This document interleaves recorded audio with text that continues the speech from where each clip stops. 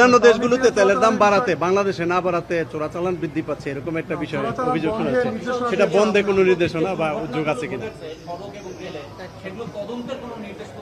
এগুলো সড়ক মন্ত্রী কথা বলবে, রেল মন্ত্রী কথা বলবে, নৌপরিবহন কথা বলবে, জ্বালানি তেলের বিষয়ে জ্বালানি মন্ত্রী কথা বলবে। তেলের দাম যেহেতু বাড়েনি সেজন্য চোরাচালান বন্ধে কোনো হ্যাঁ, জ্বালানি তেলের মূল্য বৃদ্ধি না করা এটা সরকারের একটি বড় সফলতা এবং অগ্রিম প্রস্তুতির কারণে আমাদের এই সফলতাটা এসছে।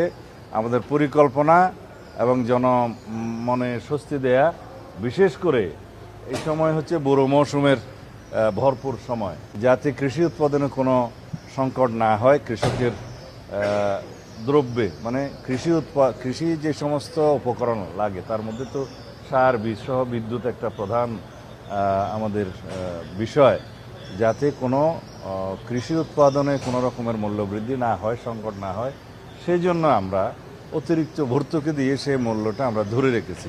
আন্তর্জাতিক বাজারে মূল্য বৃদ্ধি হয়েছে, পার্শ্ববর্তী বহু দেশে জ্বালানি তেলের মূল্য বৃদ্ধি হয়েছে এবং অনেক রকমের মানে শিক্ষা প্রতিষ্ঠান সহ অনেক প্রতিষ্ঠান বন্ধ করে দেওয়া হয়েছে বিভিন্ন দেশে জ্বালানি সাশ্রয়ের জন্য। কিন্তু আমরা সব কিছুই সুচারুরূপে বাংলাদেশে সম্পন্ন হয়েছে মাননীয় প্রধানমন্ত্রীর নির্দেশনা এবং পরিকল্পনায়।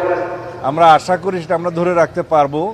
সামনের দিকে দেখি কিভাবে পরিকল্পনা করা যায়, আর যাতে জ্বালানি পাচার হওয়ার যে দুই একটি ঘটনা নজরে এসছে এগুলো আমরা কঠোর হস্তে দমন করবো ইনশাআল্লাহ।